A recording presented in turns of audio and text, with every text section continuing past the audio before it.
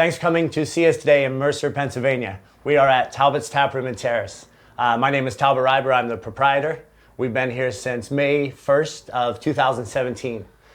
We like to blend music, art, atmosphere, service, and vibe here to create a unique experience that you may not find at other restaurants. Let's see what's going on today.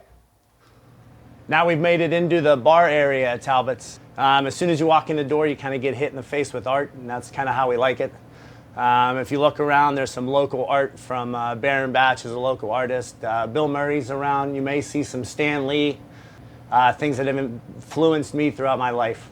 That's kind of what this place is. I didn't realize it when we started in 2017, but it's kind of became an amalgamation of everything that has inspired me up until this point. So that happens to be just about anywhere that you look around here. You may see something, hopefully, that brings a smile to your face or makes you a little bit more comfortable. Now we made it into the dining room, and hopefully there'll be some things in here that will catch your eye. It's some of the idea of what we've got going on in Mercer. So this room was more of a monochromatic idea for me as far as artwork goes. The first three pieces I ever put up when I started to design this were these three pieces right here. To me, I love them because they represent that art can mean anything to anyone. There's no right answers, there's no wrong answers. It's all based on your feeling. That's what we try to do around here as well. Creativity, happiness, joy are all things that we focus on, and it helps the business as a whole. We have so much art in here that actually we ran out of space on the walls, so then we started to move towards the ceiling. So even the lighting is art in here. The light bulbs that I have around the room are from EP lights. They're Jackson Pollock inspired. They're really cool. I have a 7'6", 650-pound Yeti outside that my buddy carved, and I may get 20 times the amount of questions about these light bulbs that I do about the Yeti, but it's crazy. But that blends into exactly what I want to happen around here, because the more comfortable you are, the more you'll want to return, and that's exactly kind of what we have going on around here. The amalgamation of art that has came to be since 2017 is great, and it's a great thing to focus on, but what we really do here is food. Our food is unbelievable. I have so much talent in my kitchen. It's smile-inducing. It gives me chills. I have chills right now saying it, but I get to come out and I get to talk about all the food that they prepare and look a lot smarter than what I really am. So let's continue this tour, and thanks for hanging out. All right, we find ourselves on the other side of the restaurant. This is, we'll call it dining room number 2. In the whole place, we seat about 108 people. So in this dining room, you'll find that we'll go back to art. Very bright art. The first room was a little bit more toned down. This is a little bit more pop art. So my idea was to put as much art in as possible in your face, but somehow it was still subtle. I think we managed to do that, so it doesn't overtake it. Still, the focus is food. When you get food here, that's where all of your focus will remain, no matter how much cool art is on the walls, no matter what music is playing. So we kind of get back to our roots in that manner.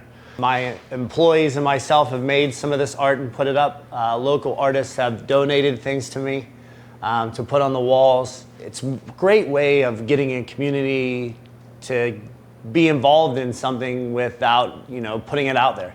I didn't ask anybody to give art, but people feel as though they want to be a part of what we do here. So I put as much as I can up, and then I trade some out. If somebody will tell me they like a piece and it doesn't mean too much to me, I may take that down and give it to them the next time they're here. I don't do that too often, but I've been known to do things like that. There is a piece up here to highlight as well. A local artist named Mike Spang actually painted a piece for me, wrapped it up, and wrote a letter to say that this was the first place that ever brought culture to the town he had lived in for 40 years. Doesn't get much more special than that to me. I broke down and cried, but it's here, and I love that this place elicits emotions like that within people. So we made it outside. A really, really cool outdoor area that we have here at Talbot's. So this is the patio area. Seats about 30. Summertime, unbelievable for kids, families. Parents can sit here, maybe enjoy an adult beverage as they watch their children play through this area. We have cornhole back there. We have a fire pit that sits back there. Frisbee golf, areas to run.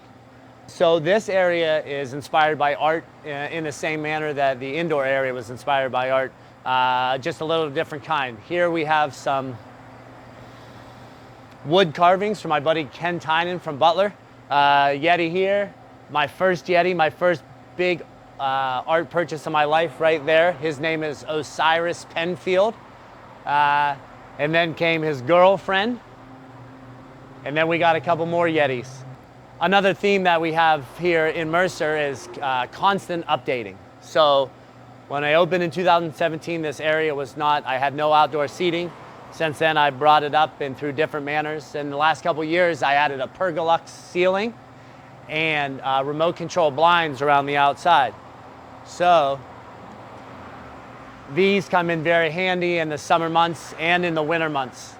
Can go down to a certain space, up, down, keeps the sun out. As comfortable as we can make it is what we try to do. We've also added these, I'm gonna call them my alien ATM machines. What they are is 40,000 IBU space heaters.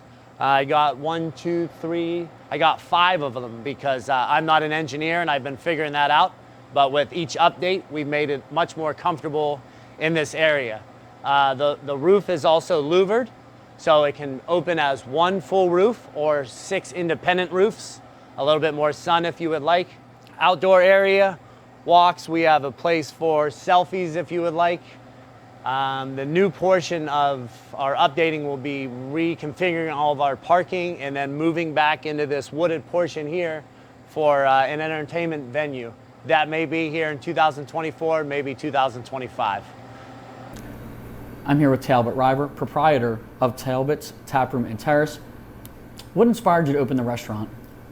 As you hear about military brats, I've kind of been a restaurant brat my whole life. So my parents have been in the business since I've been born. When I turned 21, when I got back from Atlanta and Raleigh, I ran their restaurant for about 17 years, and then it was time to do something a little bit different. That led us into probably 2016, and bought this place and opened it up in May of 2017. So the inspiration was doing it for a long time and really enjoying it. What kind of food did those restaurants offer that your parents were involved with? I would say traditional American. So proteins with sides, salad course, and then to bring it here, I just wanted to do the same, but pay more attention to detail and elevate it in any manner that we could.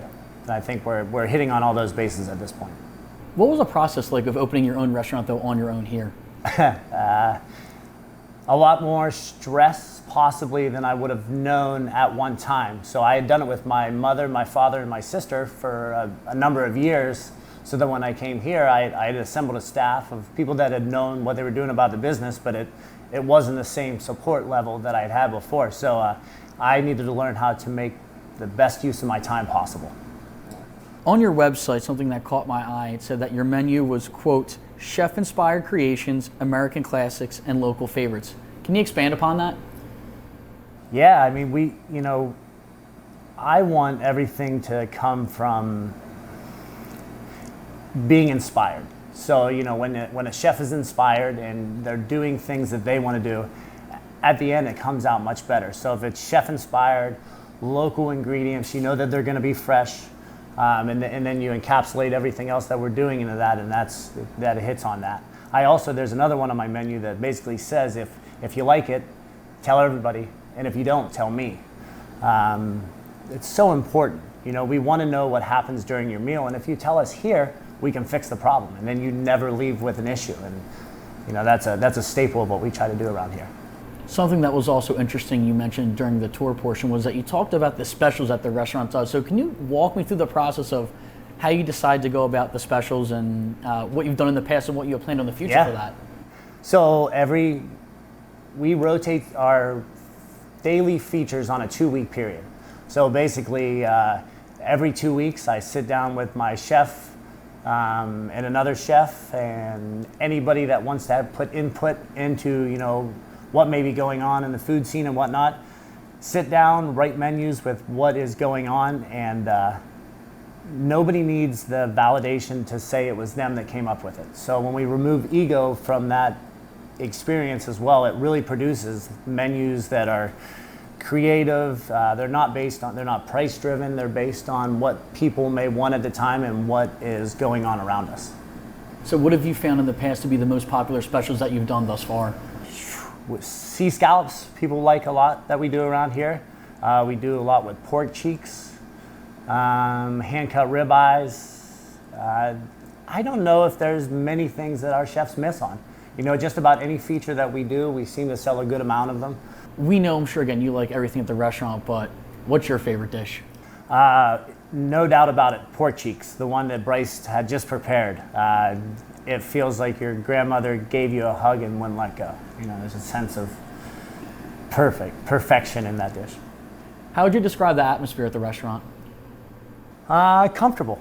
You know, we've talked today about, you know, taking every bit of pretension away from this. You know, the food is so high level, the drinks are high level, the desserts are high level, but you'll never catch white tablecloth. You know, I mean, the level of formality is going to be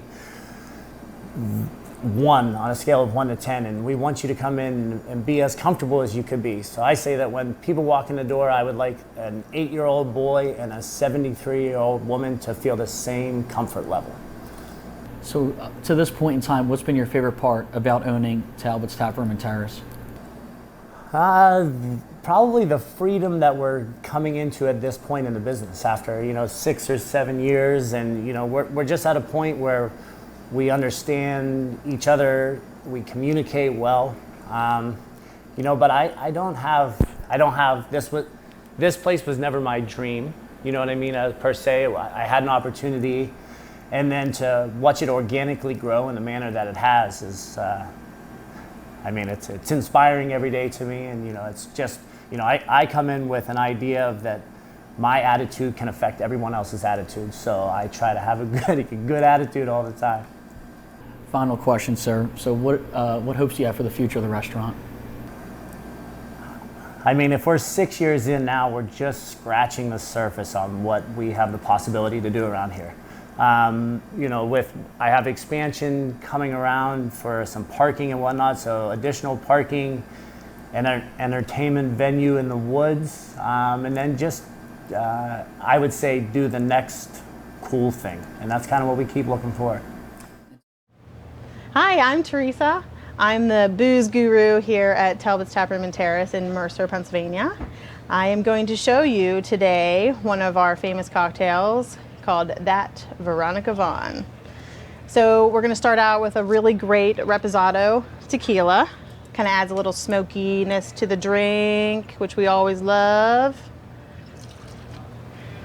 And then we got some fresh pomegranate juice. With that, a little extra for good measure. Some grapefruit juice. Always a little extra for good measure. A little splash of fresh lime juice. And then the secret weapon here is our cayenne ginger infused simple syrup. So it's gonna really round out the sweetness of these juices with a little bit of spice. All right.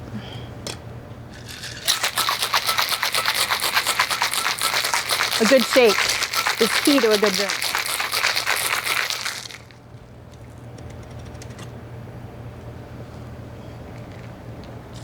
Give that a nice pour. And then we're going to top it off with our ginger beer that we use here. And that's a nice sugar, cayenne, lime, salt rim. So nice and refreshing. Hi, I'm Stephanie Alex, the pastry chef here at Talbot's Taproom and Terrace. And today I'll be showing you how we build our banana split cookie crisp. So we have our pre-baked cookie crisps right here. with some banana filling. It's a banana custard. And we just layer this. We're going to do 5 of these. Want it nice and tall.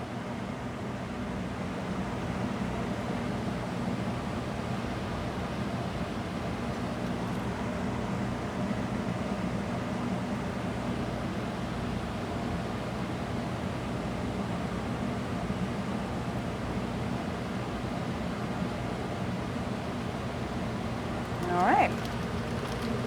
We're going to add a little bit of pineapple sauce. Just smear it on down. Add our house-made whipped topping.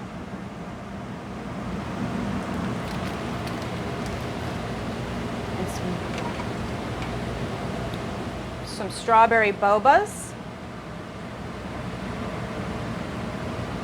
And here we have some bruleed bananas.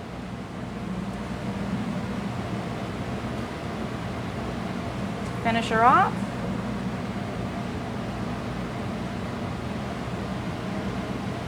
And there we go. Hi, my name is Bryce Stanford. I'm the executive chef at Talbot's Taproom Terrace in Mercer, PA. Today I'm going to show you how to make some pork cheeks. We're going to serve it over short rib ravioli with a champagne cream sauce and grilled vegetables. First of all, what we're going to do, these are pork cheeks, and all we're going to do with these, I'm going to put on some gloves, and we're going to season with our barbecue seasoning. So my barbecue seasoning is basically paprika, cayenne, brown sugar, thyme, onion powder, mustard powder, and a little bit of SPG, which is salt, pepper, garlic. So this is about 5 pounds of pork cheeks. We're gonna do 2 cups of barbecue seasoning. Give these a mix.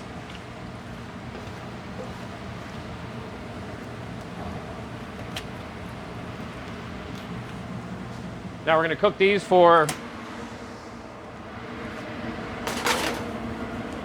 20 minutes at 400 degrees. And while we're doing that, we're going to make the champagne cream sauce. So first of all, start with Stanford's champagne.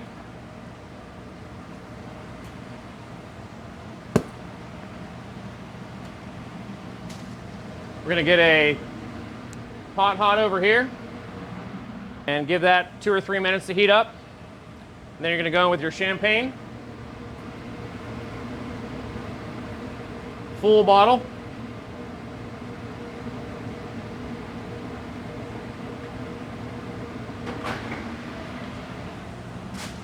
To that, we are going to add 3/4 of a cup fresh lime juice,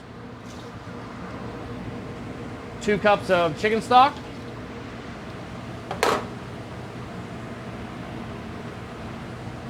2 quarts of heavy cream,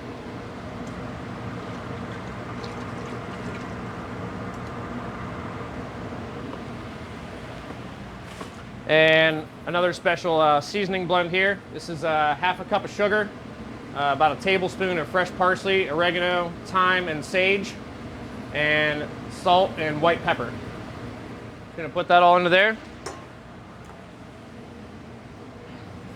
We're gonna give that a stir.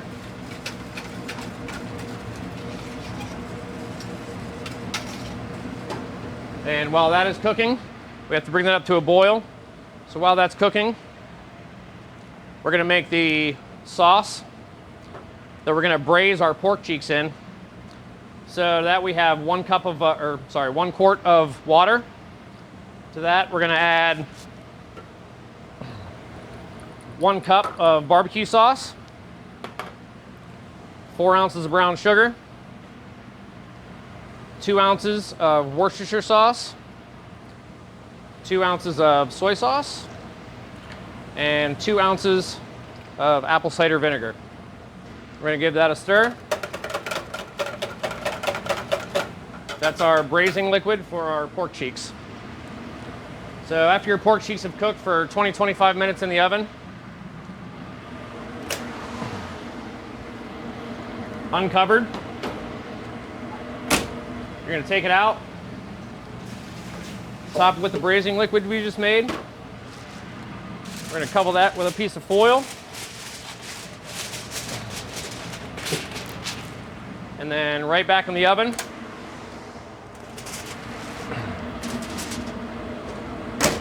We're going to let that cook for about an hour and a half. After that, they'll be completely braised, and I'll show you the finished product when we're done.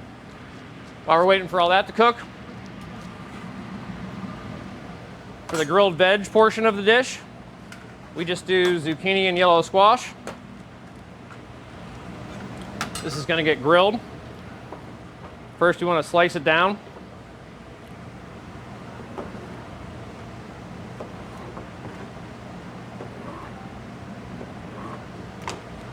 We're going to lay this out on a sheet tray.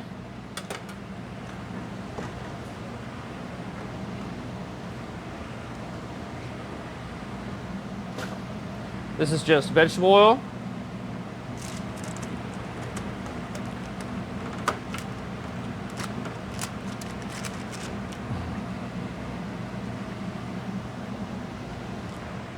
And then on that, we're going to season with our Italian seasoning blend. So this is salt, pepper, garlic, oregano, basil, and red pepper flakes. Pretty much equal parts. We're going to go pretty heavy on this because a lot of it's going to stick to the grill and come off. Both sides.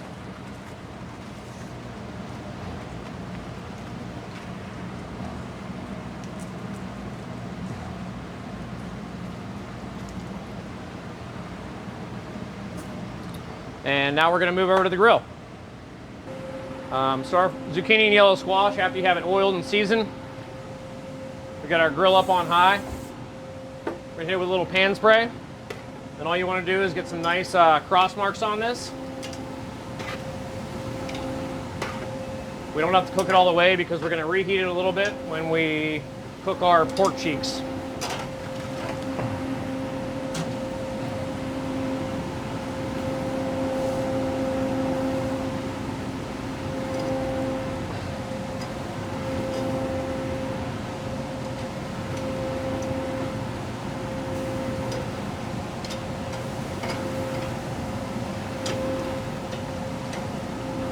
You're only going to need about 1.5 minutes, 2 minutes per side.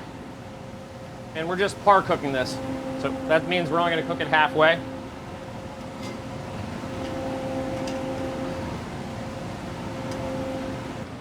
Okay, so we're back from the grill with our zucchini and yellow squash. Our pork cheeks have been in the oven for 1.5 hours now. When they come out, this is what they should look like. We reheat ours on a sizzler platter, and we cut our zucchini and yellow squash up, throw it on the platter. This sauce will reduce a little bit and thicken. So basically we have a double sauce for this dish. This is just a little bit of the cooking liquid that we use to cook the pork cheeks in. So we're just going to take one piece of each of our zucchini and yellow squash and just do about a 1/4 inch chop on it. We're going to throw that right on this plate. This is how we reheat in the restaurant. And then this plate is going to go back into a 400-degree oven for about 8 minutes. We have our short rib ravioli over here. I have some boiling water with about a tablespoon of iodized salt in it. These are going to go in the water for about 3 minutes. We're going to take them out. That's going to be the base of our plate with the pork cheeks on top and then our champagne cream sauce. So while our raviolis are cooking, we need to thicken our champagne cream sauce. So all we're going to do to that is we're going to thicken it with a roux. And all this roux is 1 part oil or butter. We actually use bacon grease and 1 part flour. So for this much sauce, you're going to need about 2 cups of roux. And you want your liquid to be boiling while you put this roux in. After you get the sauce thickened, you want to turn it down to low heat, let it cook for about 5 or 6 minutes before you serve it. You can see it start to thicken there.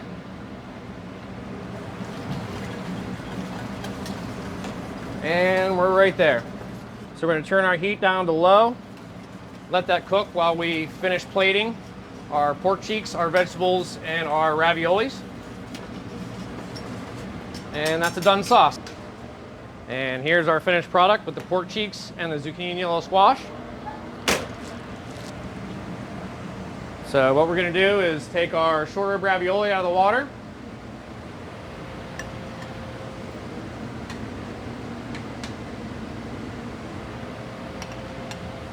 Make sure you use a slotted spoon so you don't get that pasta liquid on your dish.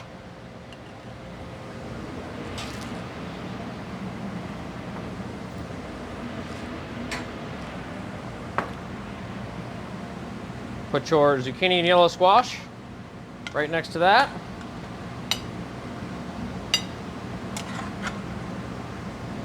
And these are our finished pork cheeks.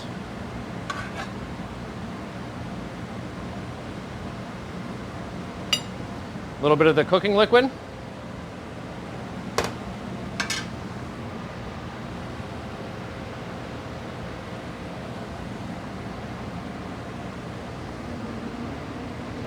And then we're going to take our champagne cream sauce. That's going to go right over top.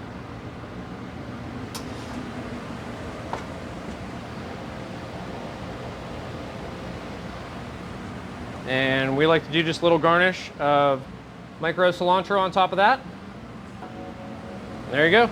Those are our pork cheeks at Talbot's Taproom Terrace in Mercer.